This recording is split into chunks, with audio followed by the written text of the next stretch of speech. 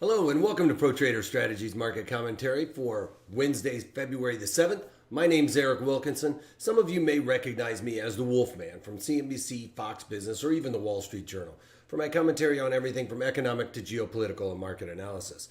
Please keep in mind that everything that we talk about in these market commentaries is not a solicitation to buy or sell any of these securities or strategies. At the end of the day, we're here to teach you some different strategies that you can implement into your portfolios, but please do that in your own way.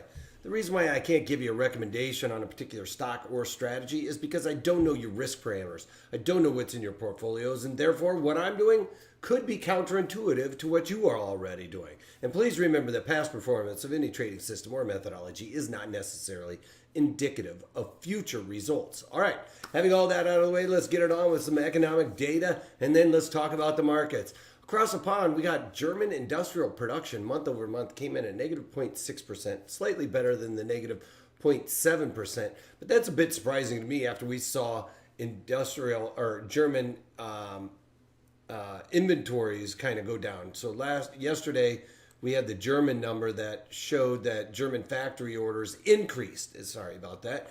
And now that we're seeing their production decrease at the other end is a little bit strange. They must be moving inventory or something. They must have had a lot of inventory built up. That's the only thing I can take from that. On to crude oil inventories. Crude oil inventories came in at 1.9 million barrel build. It was expected to be a 3.2 million barrel build. Now, a lot of that has to do with, we've been talking about the same old, where it's crude oil's increasing, or crude oil production, I should say. As a matter of fact, while I'm on that subject, crude oil production here in the United States has surpassed Saudi Arabia in daily output of crude oil. We've gotten above 10 million barrels, and they are right around 10 million barrels. Now, the last time the United States was in the 70s, take it back to the 70s, that the United States had higher production or output than Saudi Arabia. They increased their production limits. So that's going to be something we're going to have to keep an eye on. They want to be the big dog, and we've taken over that. Anyway, we also saw a build in gasoline, 3.4 million barrels, expected to be an increase of 500,000. Distillates increased by 3.926 million barrels, expected to be a drawdown of 1.25 million barrels. So they are taking this crude oil, this massive amount of crude oil that we have, and converting it to gasoline and distillates. Now, gasoline and distillates on the other side of the coin would have increased by almost 10 million barrels had there not been a massive drawdown in propylene and propane. So that was a $6.4 million draw, or million barrel draw from those distillates. So that would have been pretty ugly had we seen that rise to that 10 million barrel area. And I mentioned Saudi Arabia is no longer the king of production in oil. So that is the United States right now. So we may only have it for a week, but we got it. All right. Anyway, on to the overall markets. As you can see, those numbers really kind of taking the wind out of the sail of any crude oil thinking that it was going to 70. It is back down closer to testing 60. Now, we've got this 50-day moving average running lockstep with the trend channel low. That is going to act as a lot of support. Having said that, USO is coming off as well and should find support around there as well. I don't know if I'm going to get to my 12 puts in the USO, but my 12.5 puts that I'm long are now in the money. So I took a lot of heat on the USO, and it is finally coming to fruition.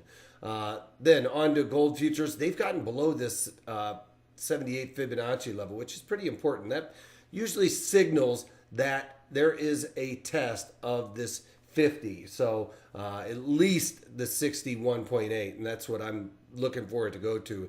Test right down there at the 1278 level, because that's the point of control. It's where the 200-day moving average lines up with the point of control. I could easily see this wanting to track down back to this point of control where the most time and volume has been spent. All right, we've got SPY, SPY moving higher. I don't know why this trade is on here. I'm not sure why this is on here, but SPY moving higher as well, along with what we would expect with the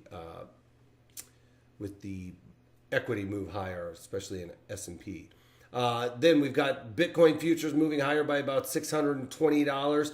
After a couple of days ago, it tested the 6,000 mark. That was pretty scary on the sell-off. So if anybody was wondering if Bitcoin is a safe haven for equities, there's your answer. No, it is not going to be like gold where it is a safe haven. On to the bonds. They're coming off as well. After yesterday, they came off, quite strikingly with the stock market rally. Basically the Dow is kind of taken back most of the gain or losses that we saw on Monday. But that's going to cause negative pressure to the bonds. All of this juking and jiving really comes back around full circle to the Fed with Yellen leaving and Powell coming in. A lot of people are a little bit worried about increasing interest rates. So that's what that sell-off was for the most part about. I think we're going to see a bit more of a bounce. I think the Fed is going to hold off, let this stuff all cool off because, just because we have increasing wage pressures does not mean we are going to get increased inflationary pressures. It does not mean it's not necessarily correlated. It is something we would assume would happen. All right, VIX coming off, just tanking, it looks like, after the 1 day spike or 2 day spike, let's call it. But we are still pretty high volatility across the board. I don't have anybody that's at 100% IV now because of this bit of a comeback. So that's going to be something that's going to be really important. And when I talk in my daily or in my webinars about how to come up with implied volatility percent, this type of spike is making it imperative to know how to come up with that yourself, because all of these metrics for the next year now are going to be off by that one major spike above even what we see normally for earnings. So, and because it landed right at earnings, that kind of exacerbated everything. But having said that, we're going to need to know that formula to be able to figure out implied volatility percent for about a year now. All right, so VIX coming off, and that's because the equities are moving higher with the Dow Jones almost up 200 or up 250 points. They were up 300 earlier today, and basically looked at recouping all of the losses that we had seen on Monday. It's just shy of that now, but I think that markets kind of had its bit of a tantrum, tried to let the powers that be know that they are not very happy. The NASDAQ back into the trend area where we talked about yesterday, getting back up into the trend channel. Should act as support now that we're back in there, and resistance on the upside. So I continue to see the Dow and the NASDAQ and the S&Ps move higher, especially now that we've had this little bit of a tantrum. Anytime you see those major spikes in that volatility and everything else, that is good for the markets. They can't just continue to go up and continue to go up. It's kind of like that same thing with the rubber band when they're moving sideways. They pent up. A pent-up move is imminent, is the way I look at it. And this is the E-mini S&Ps up 20 points. Not quite as close to regaining all the losses that we saw in the Dow, but still clawing their way back as we speak. This is the overnight and day session of the E-mini S&Ps, but this is a 30-minute chart with like 10 or 15 days. But the ones that are the most important, yesterday you can see we clawed our way back. And today, inventory in the overnight session, because it was long, kind of got out of it. And today got maybe even short. And today we blasted off to the upside, trying to claw some of those things back. All right, on to earnings trades. Now, with the earnings trades in my IRA and my margin, I did a couple of different things. Let's talk about the margin count real quick because the IRA is a little bit longer. I went into the February and sold the 97 puts. These are the weeklies that expire in 2 days. For the most part, I originally sold those for 32 cents, bought those back this morning for 5 cents in there. So out of my Disney, nice little profit. Then in my IRA, I wasn't able to get enough credit with buying that defined risk strategy, buying the first one for a nickel, things of that nature. So I played around with that a little bit, went out into the monthlies, into the March, and started playing around with it there. So I went into the March and ended up coming up with the short 97.5 puts and long the 80 puts in there. And I originally I collected a credit of $1.05.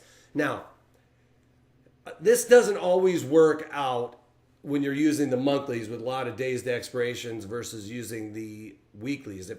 If I was directionally wrong on this, the monthlies probably would not have worked out, whereas the weeklies may very well have still been profitable. But couldn't get enough credit, so I took that risk and went out a little bit further. Besides the fact that I was like, I'll buy Disney below 100 if I have to. So I sold those put spreads for $1.05. I only bought back the 97.5 puts for 50 cents. So about a 50-cent profit on that. I'm going to ride out those 80 puts in there, just like I did with all those other ones. There's no real sense in taking those off. If you look way back in the Wayback Machine when I messed up doing my Apache trade, remember I did that as a defined risk strategy and took off the short puts, left on my long puts. Now I am looking to try and get out of my long puts, which are the April 27.5 puts. They're trading right around 10 cents. So it is profitable on that side. You know, when I took those off, I was like, hey, there's no reason to take off these puts for no cash. I'm going to leave it out because stranger things have happened. Well, we've seen this drop. Volatility really spike. That helped me out. Tried to get out yesterday and today for about 30 cents to a quarter.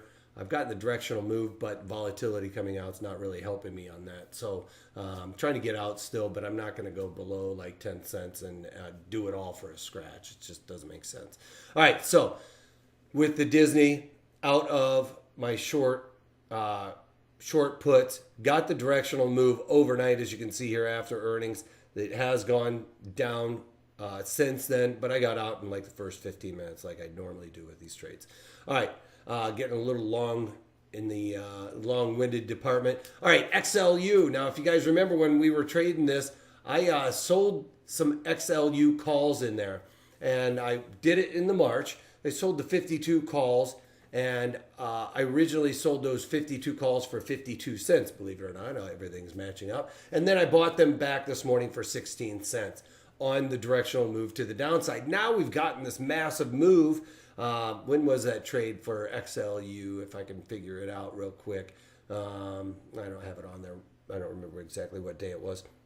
But anyway, I've gotten that directional move. And despite the fact that volatility was kind of going up during that directional move, I was still able to get out, especially with today coming down. So in those March 52 calls, like I said, I bought them back for 62 cents. I decided to go into the March 47 puts now, flip my directional assumption, sold those for 61 cents. Haven't done anything, obviously, because I just added that on today. So looking for a little bit of a reversal in basically all of the markets here.